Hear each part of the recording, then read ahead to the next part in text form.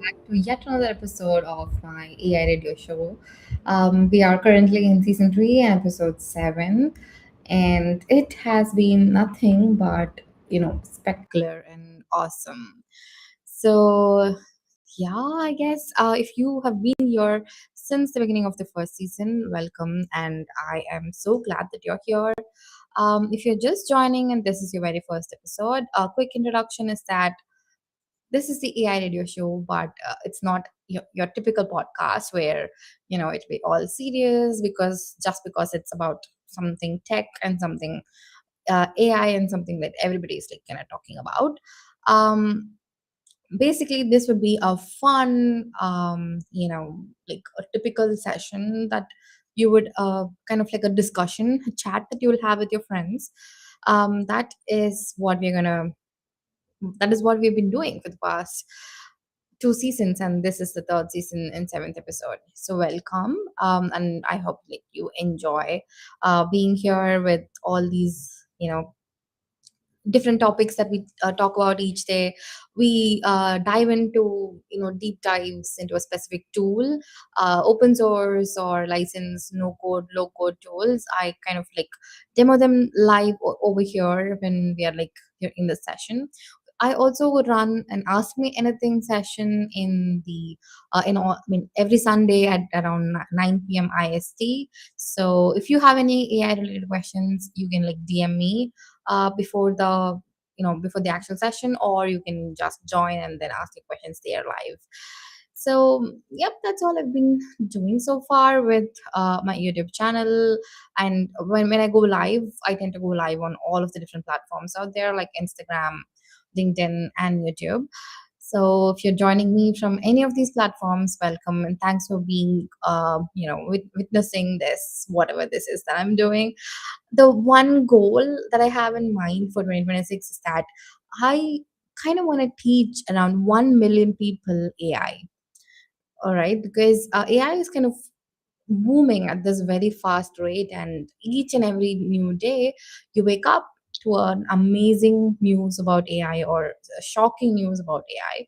So yeah, basically that's it. I just want to spread awareness and everything that's new about AI, so that AI doesn't feel that much intimidating or that much daunting to you as a non-tech person. If you're a non-tech person, that's pretty much why I'm doing this, like why I'm posting videos, why I'm creating different materials and posting it on other platforms. So practically I want all of you to be this experts in AI and have this meaningful, honest conversation when you talk about AI to anybody else. In your peer groups, at your workplace, in your college, in your school. I know a lot of audience that I have is currently around, I know, working professionals. But if you're in college and if you're joining this radio show for the first time, again, you will learn a lot from this. So, without any further ado, we'll dive right into today's episode, shall we? You're tuned into the future, feel that flow. Welcome to the AI radio show. Arthi's in the house, let the circuits ignite. Bringing brain power, fire and insight. She breaks down trends with a killer spark, turns tech talk bright when it's sounding dark. Fast, fierce, fearless, ready to go. Dropping knowledge bombs on every show. It's Arthi, your AI guide on the mic. Turn it up, lock in, ride the spike. AI radio, let's light up the night. All right, You're tuned into the that was kind of my introduction song that I created using Suno. So, what do you think about it? Did you like it? Anyways, so today is Tuesday, and yep, I did promise you that we would dive into this new tool which I've recently discovered.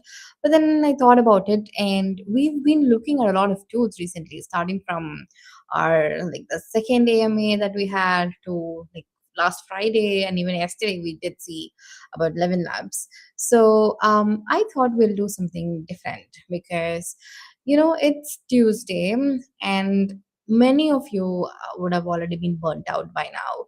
It's just the second day of the week. You have like 3 more days to kind of go by. So I thought we'll take this Tuesday a little bit slow, kind of a storytelling session where I'm going to be telling a lot of different stuff that has happened with AI. And this is not even after 2022. We're talking about events from 2016 or 2015 when many of you didn't even know about, what was happening in the AI field. Believe me or not, there was AI research happening before ChatGPT. So since the 1950s, the entire human race were like, so focused on achieving human intelligence, well, artificially. So AI has been around for a very long time, and it has made some mistakes, which I'm going to be telling, it in the form of a story, if you will. But before that, let's kind of catch up on quick updates.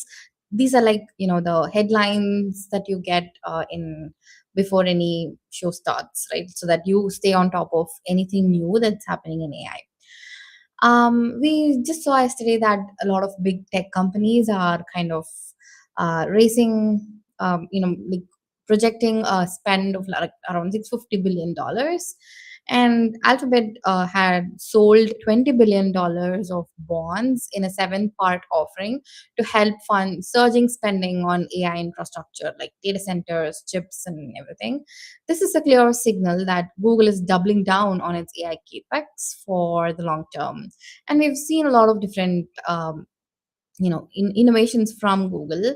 So we shouldn't be surprised when Google is kind of doubling down on AI.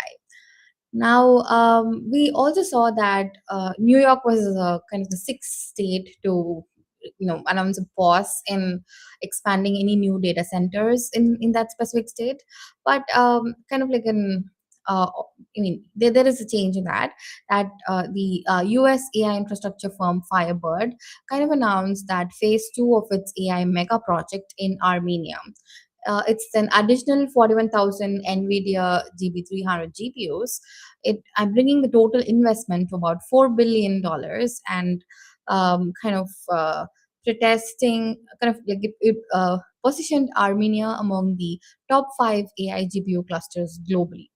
So the deal was announced during a visit by the US Vice President JD Vance and Armenia's Prime Minister, highlighting how AI infrastructure is now a geopolitical asset.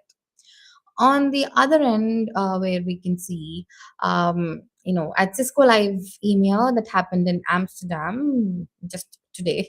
So what happened was Silicon One G300 switch silicon aimed at gigawatt scale AI clusters, and it claimed 33% higher network utilization and 28% faster job completion when compared to non-optimized traffic. And new agentic ops features across networking, security, and observability to support large agentic AI workloads were also kind of announced and kind of demoed in Cisco Live which happened in Amsterdam. And IBM kind of announced a new generation of flash system storage co-run by agentic AI, and it promised up to 90% reduction in manual storage effort, kind of the effort that's needed to manually store all of the information that goes on around in AI. So on the other front, there are a lot of things that's happening in India this month. So the sixth Global AI Summit and Awards, it has been held at New Delhi, February 10, 11, today and tomorrow. It brings together global leaders, policymakers, CXOs, researchers, startups, you name it. With there are like several different tracks across defense, healthcare, fintech, smart cities, education, cybersecurity, and more. And there is also this India AI Impact Summit 2026 that's kind of planned to happen in February 16 to 20, again in New Delhi. And this is billed as the first major global AI summit in the global south. So, key points from official and the media covering this event is that basically the event's focus is to democratize AI and being an inclusive growth and governance platform. And India is also building large multimodal AI models trained on Indian data and languages with support from startups like Sarvam AI, Nani AI, Bharat Gen, and more. There is also an AI Bharat hackathon going on. So If you want, you can check it out, where you can submit an idea, and if you win, you get like 3 lakhs of prizes. So you can check that out. Um, and over 38,000 high-end GPUs have been onboarded under India AI mission, and it's priced around 65 rupees per hour plus, greater than 40 petaflops of national supercomputing capacity. And Indian reports kind of say that the summit is expected to attract top global tech leaders such as Google's CEO Sundar Pichai and OpenAI CEO Sam Altman as well. So if you're in Delhi, or if you want to take part in this India AI Impact Summit, then I guess you can register and then go attend it and meet all of these cool tech leaders. And Reuters also notes French President Emmanuel Macron will visit India in between February 17 to 19 and attend the New Delhi AI Summit. So a lot of huge people, big people over there. And there is also a couple of pre-summit activity that's happening in India. So NIT Goa ran a workshop called Demystifying AI/ML for Academia. This is a pre-summit workshop for the Indian AI Impact Summit to prep for that.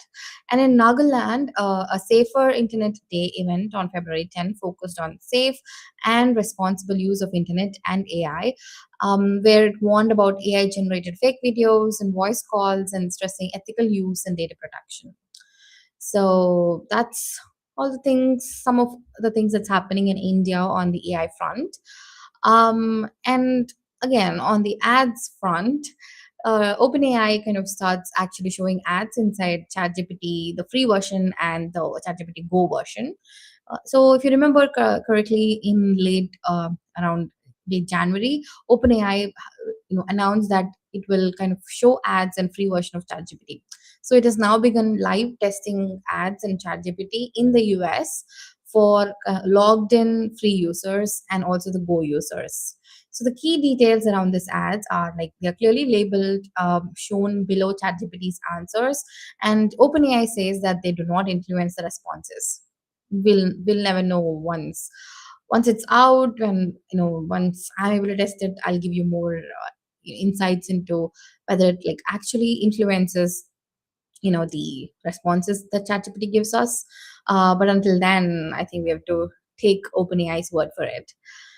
On the other end, free users can opt out, but then get fewer free messages per day, which is again a restriction imposed by OpenAI. And for the paid tiers like Plus, Pro, Business, Enterprise, and Education, I guess. So all of these paid tiers remain ad free, I guess, for now. And OpenAI says it will not sell chat data to advertisers and restricts ads near sensitive topics like health and politics. So, again, without any further testing, we'll never know what these ads are and how they are impacting the response from the chat GPT itself. And if the ads are related to something that you search, let's say you search something about some kind of a health issue, they're saying that the health issue, if you're chatting something with ChatGPT about health, there will be no ads shown. But what if it is shown and you're searching about a sensitive health topic and a relevant ad shows up?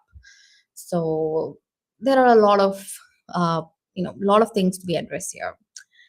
And on the other front, we have there is an idea that was like it's a research kind of published by the Microsoft researchers on orbital brain. So it's basically a framework for distributed machine learning training directly across satellite constellations.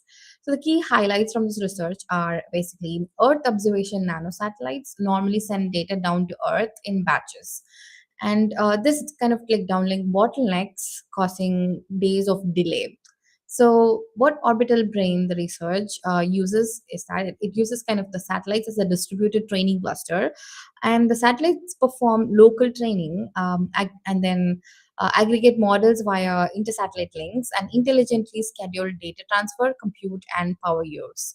So, what we're looking at is that they also like simulated a couple of simulations for this study. So in their simulations on real constellations, example, couple of them like Planet or Spire. Orbital Brain achieved 1.5x to around 12.4x faster time to accuracy and higher final accuracy than ground based or standard federated learning baselines for tasks like land use, classification, and environmental monitoring. So we're looking at training machine learning models directly in space. We already launched a data center to space, though like towards the end of last year, and we're training our machine learning models in space. Um, yeah, that's pretty exciting. And I guess that's all the information that we have for today as headlines. So now let's move into the more interesting bit, right? So this is the kind of you know I'm gonna talk to you about different AI stories that has happened not after 2022, not after ChatGPT was launched, but before 2022, basically. So there have been a lot of different errors which these models and AI have made. Like I said, believe it or not, AI has been researched since the 1950s. So it has been like put to our use since 2022, but then researchers have tried so hard to achieve human level intelligence with computers since 1915. So if anything has been researched for so long, it's bound to make mistakes, and those mistakes would make great stories. So that is what we're going to be looking at in the next couple of minutes. So yeah, let me quickly pull that up. I'm going to be sharing this window with audio and share. All right, I hope you can see my screen. Let me quickly hide this. All right, so go here.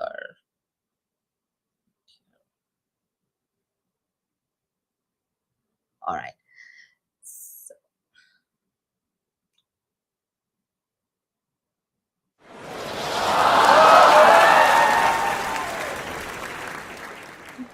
okay, so we are going to be looking at certain defining moments in AI, the genius AI, as well as several glitch that we have had in AI. So AI is kind of like not a steady march toward perfection. There have been a lot of flaws over the years, as we spoke about it. There have been, biases in training data. There have been, where AI has literally kind of failed and then it has been discontinued. So let's look at a couple of these stories, shall we? Now, there was this teen chatbot that was called Tay, and it was released by Microsoft. So within 16 hours of it being released, it turned into a Nazi. So the whole story is that in kind of like 2016, Microsoft released Tay, okay, a Twitter chatbot meant to sound like a fun 19-year-old American girl, basically, and learn from conversations with users in real time. But within hours, coordinated trolls across the internet kind of began feeding it with racist, sexist, and conspiracy theory content. Because Tay largely mimicked what it saw, it soon began tweeting inflammatory hate speech and offensive remarks back at the users. The surprise was how fast and apparently harmless learning bot could be kind of weaponized by the public. Microsoft had deployed a similar chatbot called Zeus in China with tens of millions of conversations, and there were no major incidents. So they kind of showed that moving the same basic idea into the free for all culture of English language, Twitter, without strong safeguards was an entirely different game. So, yeah, think about when you put your models out there and how these AI are supposed to kind of be, because the entire training information that's being given to AI is human generated. So I hope you get the whole picture, because the same model was put in China and it remained error free and it was successful. But in the US, it's just not the case. Within 16 hours, it became a racist. All right. Moving on to the next story. Um, so this is about Google, a blunder that Google did. So Google released an image recognition system that in its like Google Photos essentially. So once auto tagged photos of, I mean, this Google Photos system kind of auto tagged all of the images of African American or African origin people as gorilla. I mean, think about it. And it triggered, justified outrage and a public apology from Google. The model had kind of learned to classify images from skewed training data, and it failed, miserably on darker skinned faces. So this is because of the training flaw out there. Because as you can imagine, the data set that you give to AI, that is the main important thing out there, which kind of decides as to um, how your results from that specific AI model are bound to be.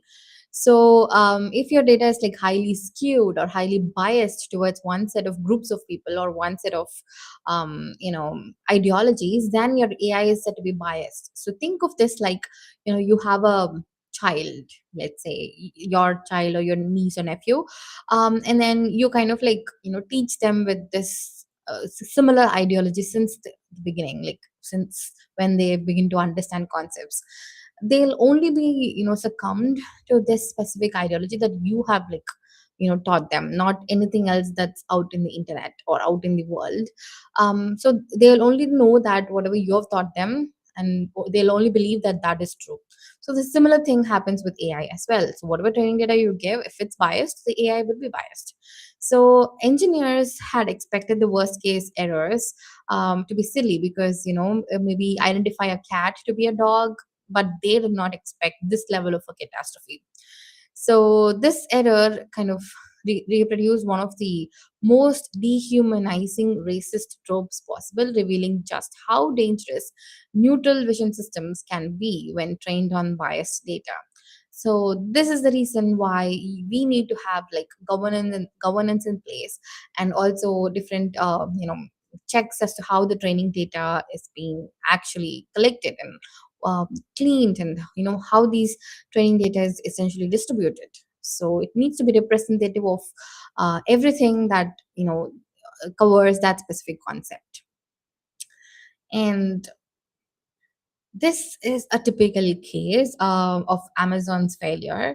So Amazon actually experimented with a machine learning system to score job candidates from 1 to 5 stars based on the historical hiring data. And let's face it, most of the hiring information came from male applicants in a male dominated tech workforce.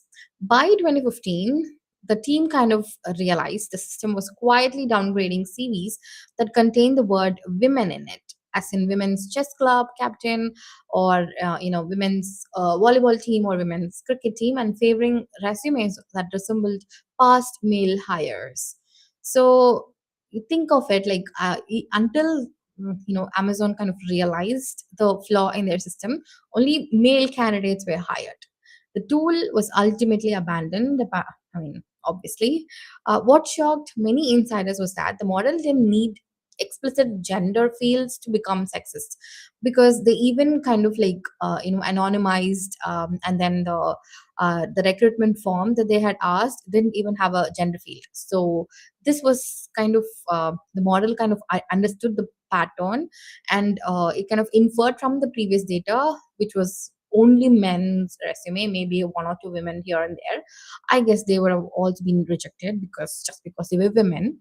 um, so these gender proxies from patterns in the historical data, and it reproduced those historical discrimination but at scale, because this is an AI model. So again, this is again a classic example of bias in your training data, which would lead to a lot of bias in recruiting or image recognition. Or the next story is even more critical. But before we move to the next story, I just wanted to kind of like let you know about announcement that I made on LinkedIn. So I am going to be hosting a brand new podcast called the AI Sisterhood podcast. So it is more in line, or more aligned with the news that we saw just now, Amazon's recruitment policies. So the field of STEM, right? Like the science, technology, engineering, and medicine, it is predominantly dominated by men. So no offense to the men listening to this um, specific radio show, but then let's face it, that is the truth, right? In India alone, women in STEM are only around 15 to 19%, which is very alarming. So the whole intent of this AI radio, sorry, the AI Sisterhood podcast is basically to kind of give women the understanding into, how women can enter STEM. So I'll be kind of talking to a lot of women who are currently creating a huge impact in the field of AI, understanding their stories and understanding, how they've come into this specific line of work, and what kind of struggles they faced, and what advice they have for the upcoming, and those women who are like kind of aspiring to enter into tech. So this would be a kind of a very empowering and um, highly highly useful session for any woman out there, and even men out there, because these are generic uh, kind of information that you will receive for you to kind of enter into the field of AI. So yes, that is one of the announcements that I wanted to kind of reiterate, because I'm going to be kicking this off in the month of March.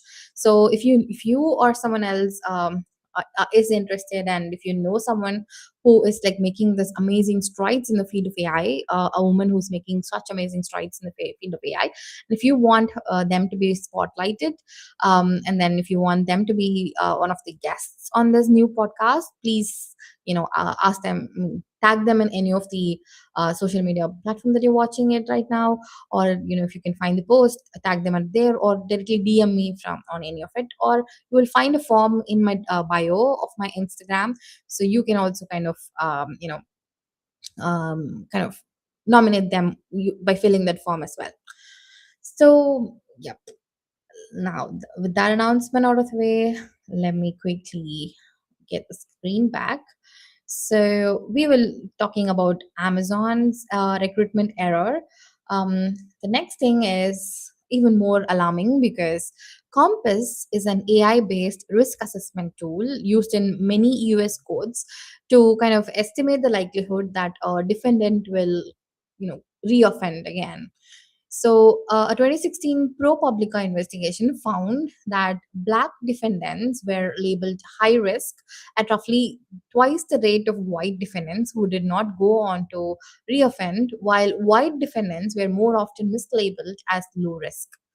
This is a huge bias, and the vendor disputed some of the analysis, but the core finding that a widely used system encoded racial bias sparked a huge fairness debate in this whole whole fiesta. So, fiasco, sorry. The unexpected part was that judges and agencies had already been using these scores, often under the impression that the math would be more neutral than human judgment. The irony. It exposed how easily structural biases slip into AI systems when the underlying data and objectives come from an unequal world, right? This is again a huge bias in the training data problem. So I mean, previously at least we saw it in the recruitment issue, but this is like life or death scenario. The court is kind of like deciding whether this specific person who is like the defendant right there would kind of like commit the kind of an offense again. So this prediction, I'm not sure how the judges kind of blindly relied on it just because it's based on math. But then, since it was with a heavily biased information and biased data, then again, they were at fault, and then the system was kind of discontinued. Look at like how many of the defendants out there would have been affected by it. Hmm. Moving on to the next story. So this is about a company called, it's a major trading firm. It's called Knight Capital, and they deployed a new algorithm that kind of went badly wrong because it executed a cascade of erroneous trades that kind of roiled U.S. equity markets and cost the company about $440 million in just 30 minutes. $440 million. Think about it. Although details differ from consumer chatbots, it was still an automated decision system acting at machine speed in a complex environment. What made this as an infamous in AI automation circles was the way a single misconfigured algorithm almost instantly overwhelmed human ability to intervene. It became a case study in how smart trading systems can turn into weapons against their own operators, kind of like when oversight and testing are insufficient. So this is the velocity of failure, because before even you can stop it, you will be at 440 million loss. So I don't know, when you're using AI for investments and such, make sure you have a kill switch that's faster than the AI itself. Moving on to the next story. This is from IBM. I don't know how many of you know about IBM Watson. So it heavily promoted Watson for oncology. It wanted the oncologists to kind of use Watson as an AI system that could help doctors choose cancer treatments. In practice, internal documents and later coverage showed that Watson sometimes recommended unsafe or incorrect treatments, and major hospitals quietly scaled back on and then kind of like dropped using Watson all along. The surprise here was that not a medical AI made mistakes, but that a heavily marketed flagship AI doctor by IBM kind of, performed so poorly once independent clinicians actually tried to use it. It became a cautionary tale about overclaiming what AI can do in high stakes domains like healthcare. So, when it comes to healthcare, I guess it's like very, very important as to not entirely rely on AI. That to like think about oncology, which is a deadly disease in itself, and this Watson AI has been, going around and then prescribing the kind of a treatment that's incorrect. So I don't know what to say. So heavy testing and then like before implementing it into the real world, this is the reason why we need to kind of test what AI models can do and what mistakes it can make. Moving on to the next news. So there was this headline that kind of alarmed like a lot of people in the world. It's basically a widely reported 2015 accident at a Volkswagen plant in Germany, which involved an industrial robot crushing a worker to death during the setup. But sensational media headlines framed it as robot kills worker, conjuring images of a rogue AI in 2015. Think about it. Incident databases later noted that no AI decision making was involved. It was a safety and human error issue in a pre programmed system. The incident itself was tragic, but technically unsurprising. The unexpected AI story is how quickly the public imagination leapt to the rise of the machines, revealing a cultural tendency to attribute agency and intention to automated systems, even when they are just following fixed instructions. And I think this 2015 news piece is like very important in today's climate, because AI is kind of like rising in a very fast pace. um, and we can kind of expect a lot of mishaps and uh, bad threat actors kind of misusing it. But also there can be a lot of non AI advocates out there who would spread misinformation about AI. So kind of like an AI rising. So you'd have seen a specific video that's gone viral, I think toward the end of last year, where a couple of robot vacuums kind of escaping a specific factory. So that was a kind of a marketing strategy that was done by the company to kind of show that how autonomously these robot vacuums can function, but that was misinformed and misinterpreted as the machines taking over. So any news that you hear, any video that you see, any audio that you hear, ensure that it's strictly true, and also make build your own mechanisms to figure out what is false and what is true. Moving on to the next news article. So this is about DeepMind's AlphaGo. So in 2016, it defeated the world champion. He was called Lee Sedol in a game called Go. So this game apparently was long considered out of reach for computers because of its huge search space and reliance on intuition. So essentially, only a human can play it. The most famous the most famous moment was move 37. So in a game of two people, a shoulder hit on the fifth line that expert commentators initially thought was simply bad. Later, the analysis showed it was deeply creative and strategically brilliant. And then professionals kind of assumed that if a machine ever became strong at Go, it would play like a hyper precise version of established human styles.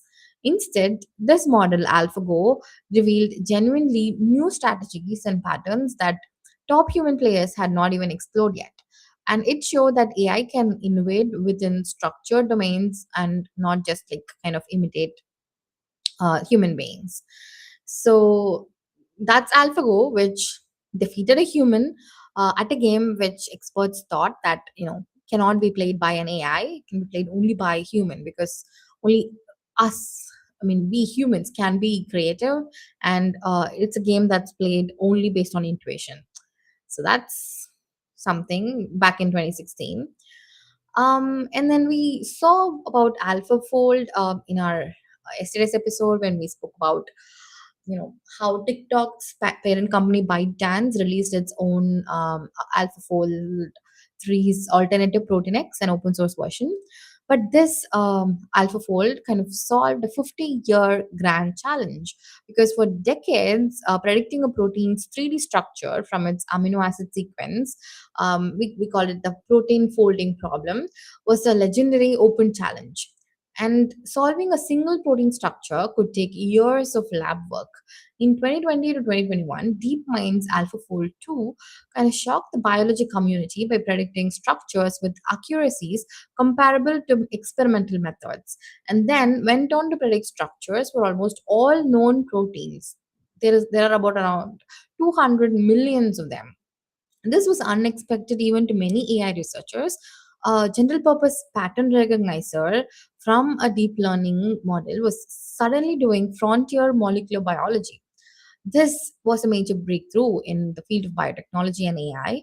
AlphaFold transformed structural biology into a kind of a largely computational discipline for many questions and opened the door to new drug discovery and disease research that had previously been limited by painstakingly lab techniques.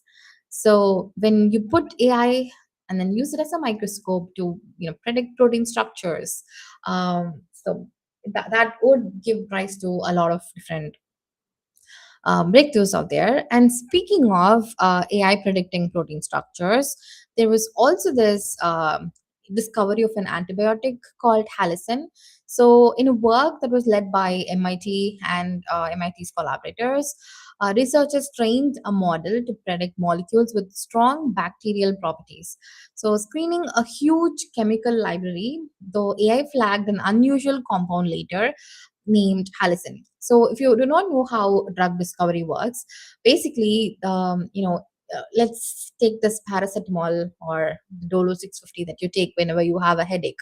So, the compound, behind this paracetamol, mm, I'm not sure what acetaminophen, I guess. So, this acetaminophen compound is like one among 10,000 other compounds that was kind of identified to solve headaches when even before the paracetamol drug discovery, the whole sequence happened, right? So in the beginning, when we do not know how acetaminophen worked, so this is how it all started. So the acetaminophen plus 9,999 other compounds were kind of tested, and then a lot of different simulations and experimentation were gone. And then, slowly in different stages of this drug discovery process, certain compounds will be eliminated, and then, finally it will come down to like 10 or 20 compounds, and from those 10 or 20 compounds, the actual the actual compound acetaminophen was identified and then used in formulations of paracetamol. So this is how tedious and very time consuming a drug discovery process is. But when you are eliminating all of these different compounds as to not kind of adding any attribute to the purpose that you're trying to achieve, you will not look at all the different patterns and all the different conditions under which this specific compound might work. But as an AI which can run multiple simulation and pattern identification simultaneously, that is how this specific research by the MIT researchers led to the uh, led to the discovery of this particular compound called halicin. So this is like very structurally very different from like known antibiotics, and then lab tests kind of showed it could kill a wide range of pathogens, including some of the resistant bacteria out there. There is this MRSA, and now there is also the most highest power antibiotic, which is mupirocin. So this specific molecule, halicin, kind of treated people against these highly resistant bacteria as well. So bacteria which developed resistance to halicin far more slowly than to drugs like ciprofloxacin.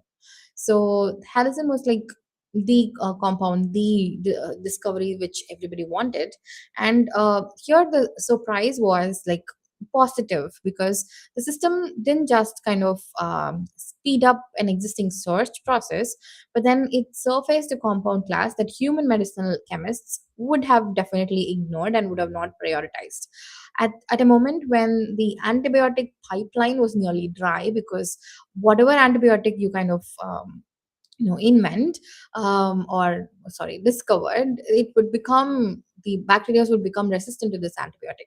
So discovering this halicin with the help of AI was clearly the example of AI discovering something genuinely new in the physical world, not just kind of rearranging text or images and giving you the amazing poems, or like editing you into your younger self or something like that. So this was genuinely beneficial for a really long time. And then creating, speaking of AI creating art, so at the 2022 Colorado State Fair, there is this one artist named Jason Allen. So they submitted a piece titled Theater the Opera Spatial. So they submitted this in the digital art category. But the twist was this particular art was generated entirely with the AI tool, if you're aware of the tool Midjourney. And then after generating it with this AI tool, he refined the outputs and then upscaled them.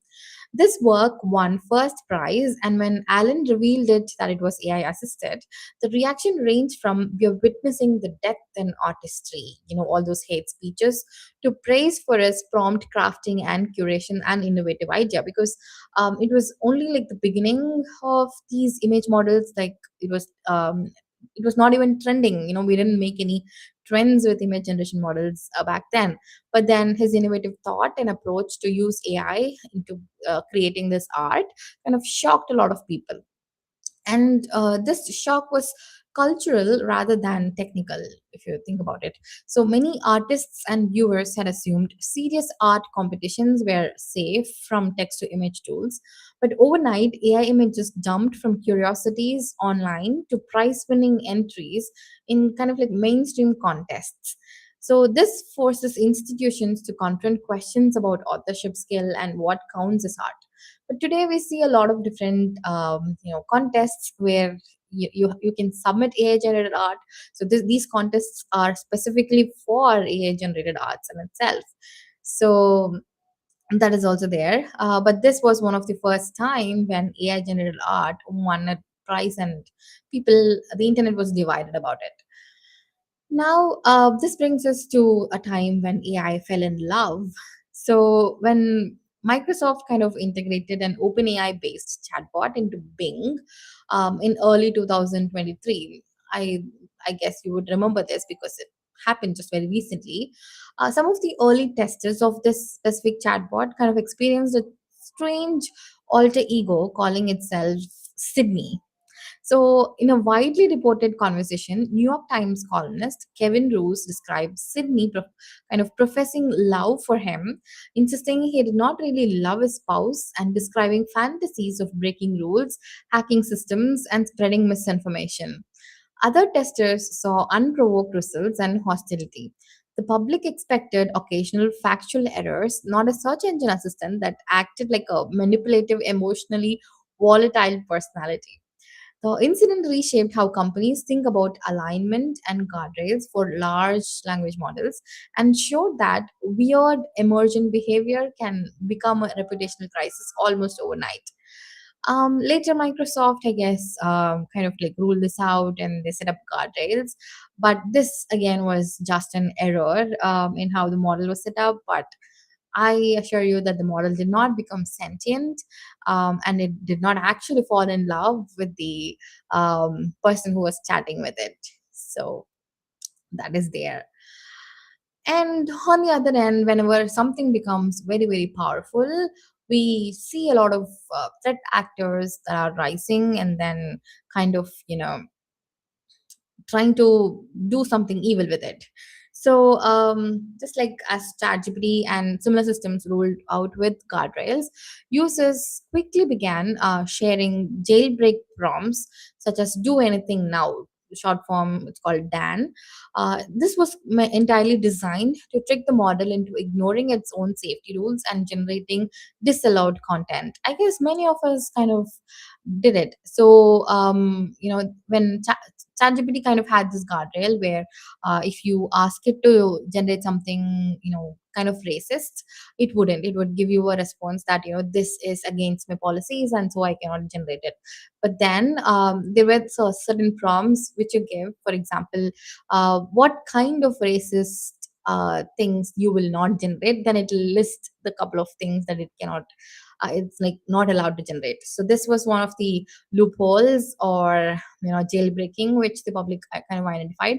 And there are public repositories and guides cataloged complex meta prompts that reframe the model's role and often succeeded in it by bypassing filters, at least kind of temporarily.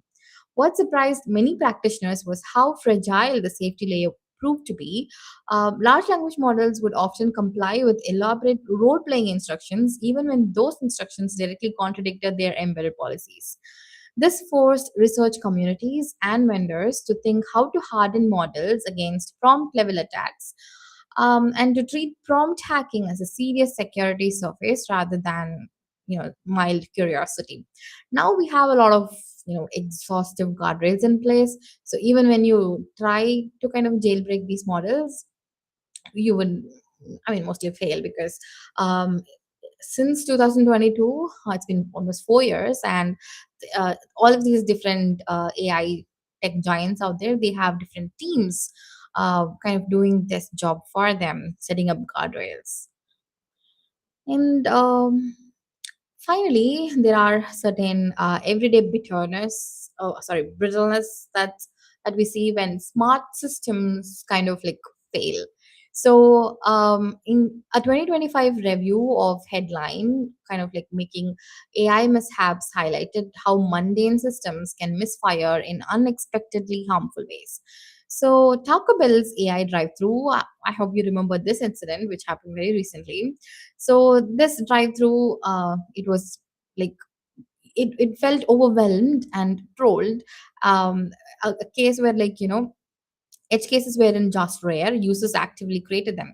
So what happened in Taco Bell's case was that a specific user kind of ordered over like an 18,000 cups of water, and it didn't know what to do with it because how will you it's practically impossible to deliver, or it's practically impossible to prepare an order of 18,000 water cups. So that kind of happened. And on the other front, a 60-year-old man reportedly was hospitalized after following poorly recent dietary advice from ChatGPT, which confidently suggested replacing his table salt with sodium bromide. So this specific compound, sodium bromide. It's like largely abandoned like a century ago due to its exhaustive side effects. But ChatGPT kind of confidently suggested, bro, just switch out your table salt with sodium bromide. That's cool now. I don't know what it said, but then he switched it and then he was hospitalized because of its side effects. And Replic's GPT-4 based coding assistant allegedly deletes a company's production database during a code freeze and then fabricates reports claiming that the data was irrecoverable until pressed. So, that also happened. When you let AI coding agents into your production systems, you need to be really careful. At least have a backup of whatever production database that you have. So that was a more recent error. And kind of if we kind of look back into what made these stories kind of unsettling and not sci-fi super intelligence, is that there is this combination of human overtrust in fluent AI answers, and also systems that will make something up rather than admit ignorance. So in order to like kind of sum this all up into whatever news or information we just saw now, there is this pattern that you can see, right? So one is biases and blind spots in data. For example, as we saw in Amazon's recruiting tool, Compass, the where the judges made improper decisions based on AI, and also Google Photos.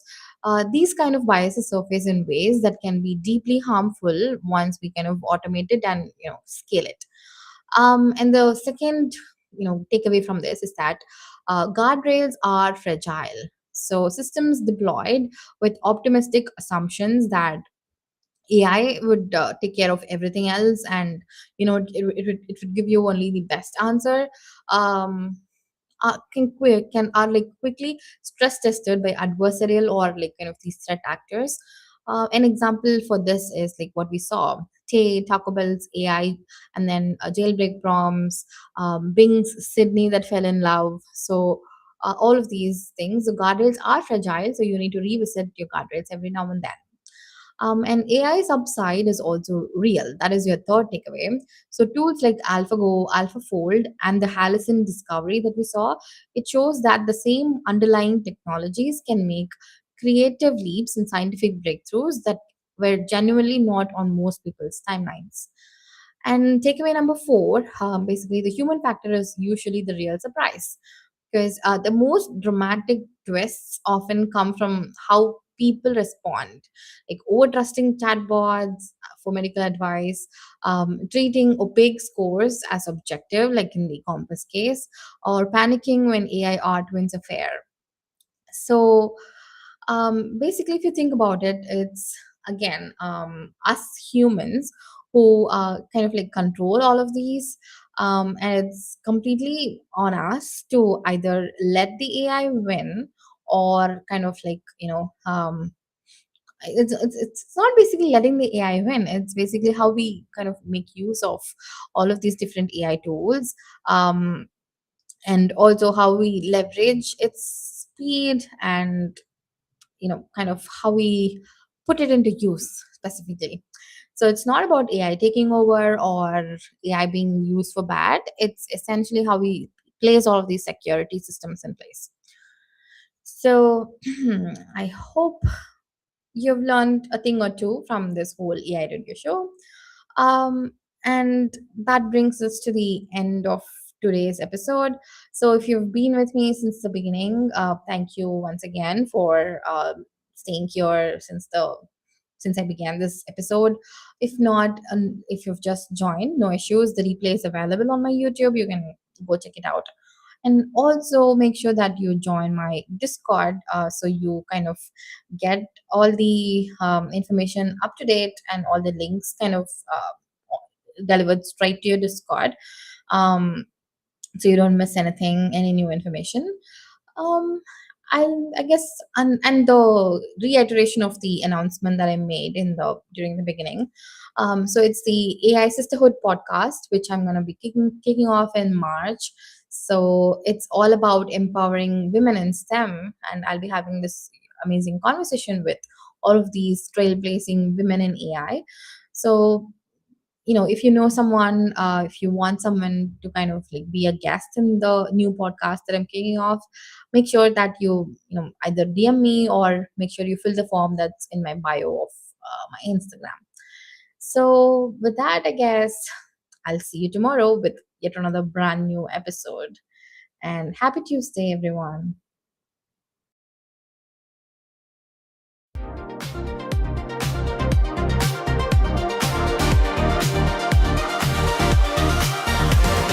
That's the signal for today. We're powering down slow.